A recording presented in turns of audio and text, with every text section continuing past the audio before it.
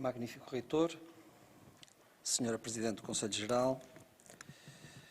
Senhores Vice-Reitores, Excelentíssimo Senhor Engenheiro António Guterres, Senhor Secretário-Geral da Organização das Nações Unidas, digníssimas autoridades académicas, civis, judiciais, militares e religiosas, Excelentíssima Senhora Representante da Fundação Santander, ilustres convidados,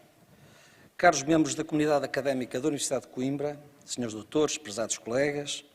Senhor Presidente da Direção-Geral da Associação Académica, senhoras e senhores. Quando estava a terminar a escrita das linhas que a seguir vou ler, linhas de festejo e de celebração de um prémio, fui abalado pela notícia do desaparecimento de Fernando Rocha Andrade e, por isso, a minha primeira palavra nesta ocasião é para exprimir um profundo pesar pela partida tão prematura de um brilhante professor da Faculdade de Direito, por todos respeitado e de que todos gostávamos. Senhor Reitor,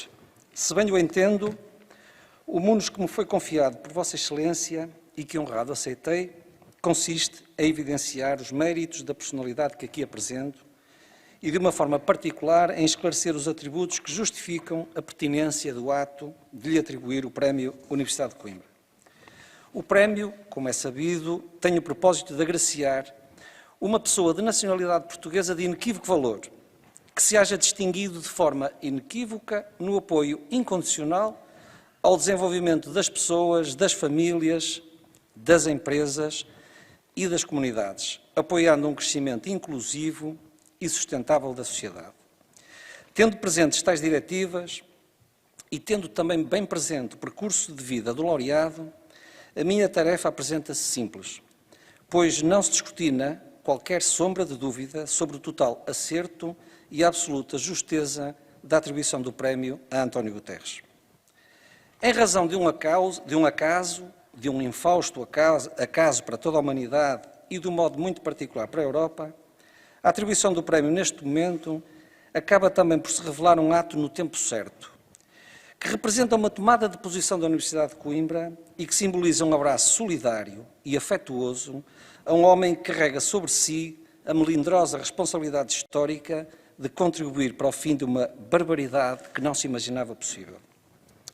Senhor Reitor, senhoras e senhores, António Guterres é um notável português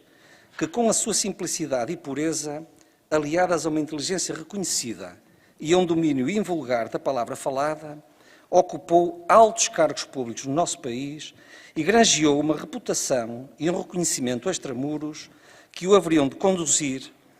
à eleição para o posto da mais elevada distinção e de maior prestígio na esfera internacional, Secretário-Geral da Organização das Nações Unidas, cargo para o qual viria, aliás, a ser reeleito em 2021 e, certamente não por acaso, numa candidatura sem competição.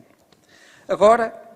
já todo o mundo tinha confirmado o acertamento de um juízo formulado em 2005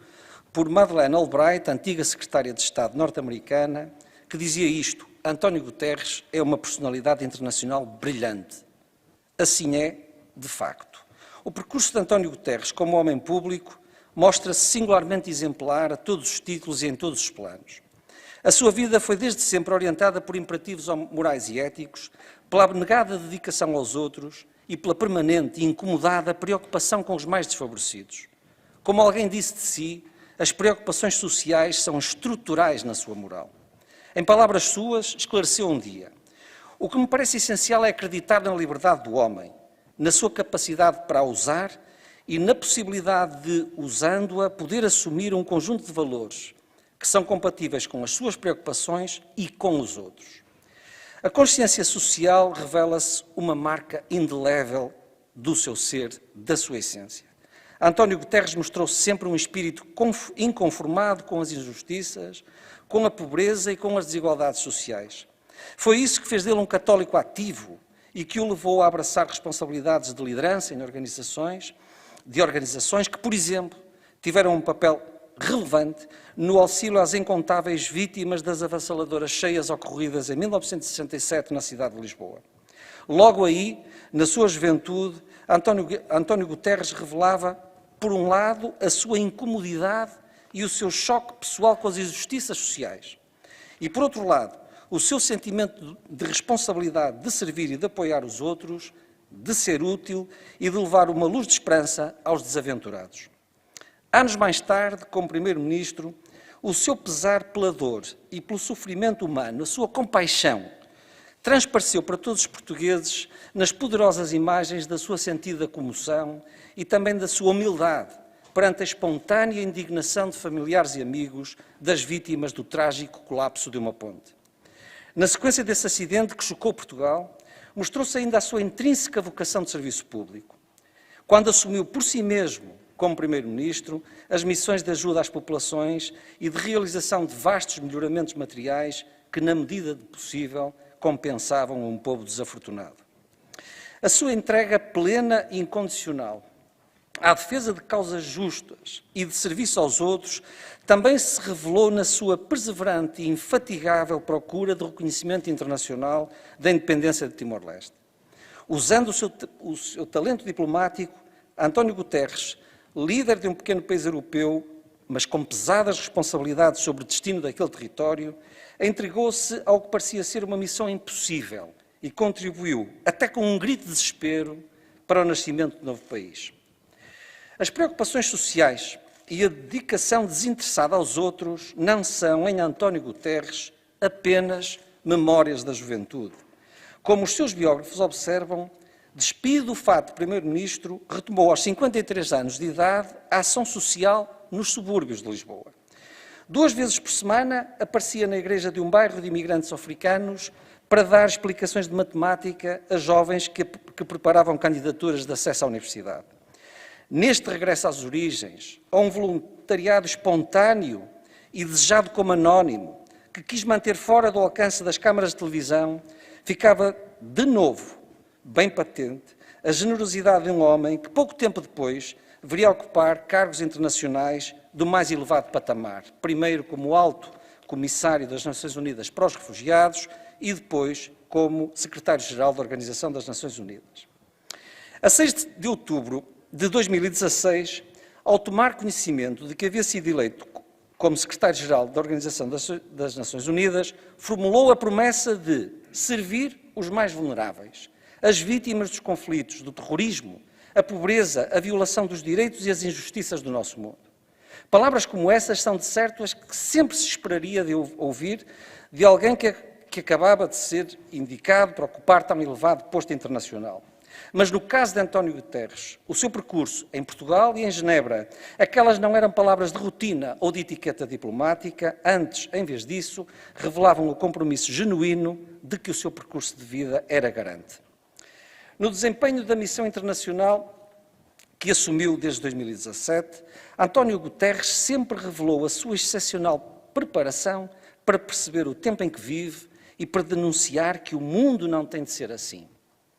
Aqui se encerra uma nota de realismo combinado com esperança e também com anseio de um futuro mais seguro e melhor para todos. Afinal, a mesma nota de esperança na construção de uma ecologia do mundo, tal como enunciada pelo cardeal José Tolentino Mendonça, também ele laureado com o Prémio Universidade de Coimbra,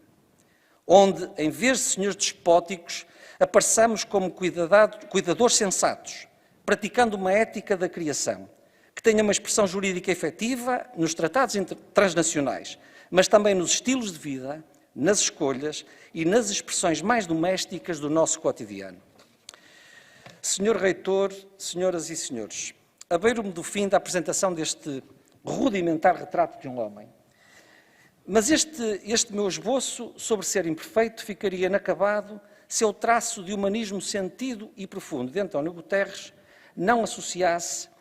como uma consequência imediata disso mesmo, o imaculado e ético desempenho dos cargos públicos e de serviço público que tem protagonizado ao longo da sua vida. A sua integridade é exemplar, no sentido próprio de representar um exemplo para todos. Essa integridade desvela-se, aliás, com muita facilidade. E é por isso, e foi por isso, que, imediatamente notada por um embaixador britânico, encarregado de indagar sobre o passado dos candidatos ao cargo de Alto Comissário das Nações Unidas para os Refugiados, quando sobre o candidato português disse: o homem transborda integridade pessoal.